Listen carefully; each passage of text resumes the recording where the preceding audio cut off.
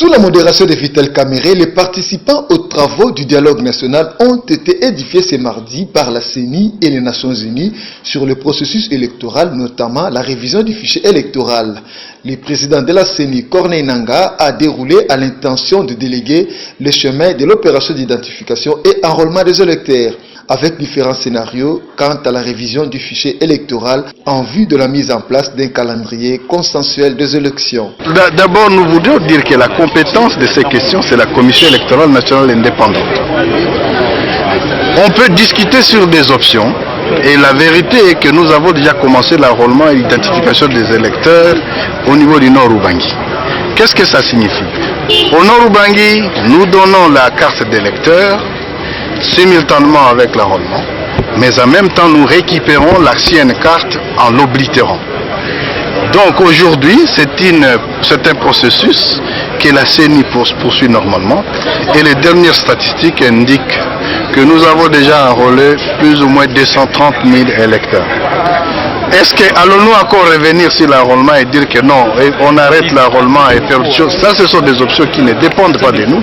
Ça sera c'est des questions qui sont discussions de politique. Nous, on est ici comme experts pour donner des orientations techniques et des exigences techniques à toute option qu'ils pourraient lever. La question du calendrier sera de la même manière. C'est de notre compétence de publier un calendrier. Nous attendons des indications qui viendront de ces politiques pour nous permettre de publier un calendrier. Les indications, ça veut dire qui permettrait un calendrier consensuel. Les informations mises à la disposition du dialogue par la CENI et les Nations Unies ont été accueillies favorablement par les participants. La première option, nous pouvons faire les élections avec les fichiers de 2011.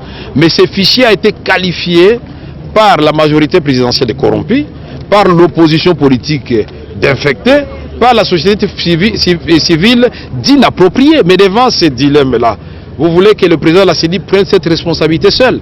Voilà pourquoi dans l'ordre du jour on parle de l'accord politique. Ce n'est pas un accord pour partager le poste. L'accord politique, c'est-à-dire nous, les responsables politiques de tous les bords, y compris la société civile, nous devons prendre le courage de dire ok, advienne que pourra, la seule possibilité d'avoir les élections dans les délais et encore plus ou moins dans les délais, puisque les Nations Unies viennent de nous montrer que le deadline c'était la session de juin 2016. C'est pourquoi je dis chaque jour, chaque tergiversation nous plonge dans les glissements et nous allons vers la glissade. C'est très dangereux. Deuxième option présentée, c'est l'option de la fiabilisation partielle. Cette option nous fait gagner évidemment quelques jours, nous fait économiser un peu en fiabilité, mais malheureusement, les gens décédés sont toujours là-dedans et on ne va pas enrôler de nouveaux majeurs. Donc nous sommes dans la troisième option. La troisième option, c'est la refonte totale. Cette option-là, pour le président de la CENI, il faut 16 mois et 1 jour.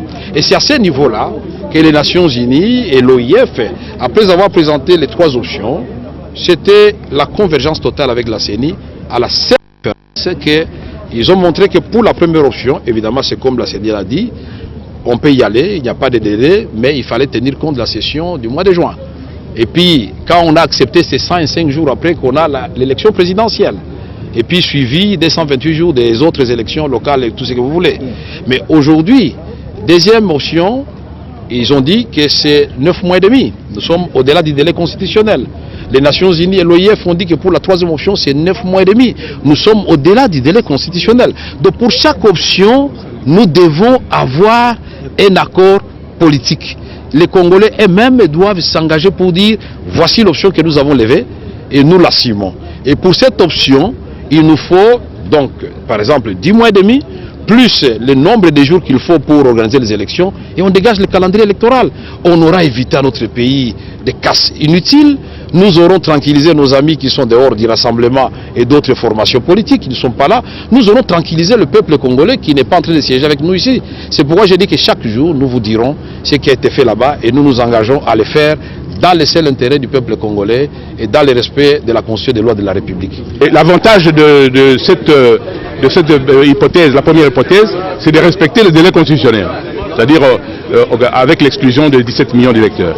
Alors, maintenant, les deux autres versions qu'a présentées le représentant des Nations Unies consistent à ne pas respecter le délai constitutionnel, parce que de toute évidence, il faut procéder à la révision partielle ou totale du fichier électoral.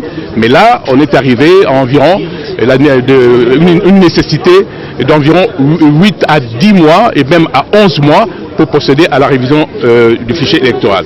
Et là, il n'y a pas grande différence entre la proposition faite par le représentant des Nations Unies, si l'on veut que tout le corps électoral vote et sans exclusion de quelques électeurs que ce soit, parce qu'aujourd'hui, on estime à 41 millions d'électeurs dans notre pays. Donc la population électorale est évaluée à 41 millions de personnes ayant l'âge de pouvoir voter.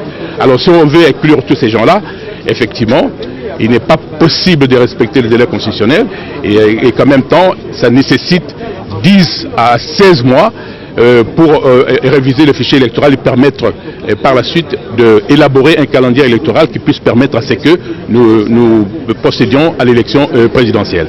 Vu l'importance du sujet, l'opposition pense que le vrai dialogue vient de commencer avec les différentes options à lever quant à la suite à réserver au processus électoral. L'opposition tient à ses positions.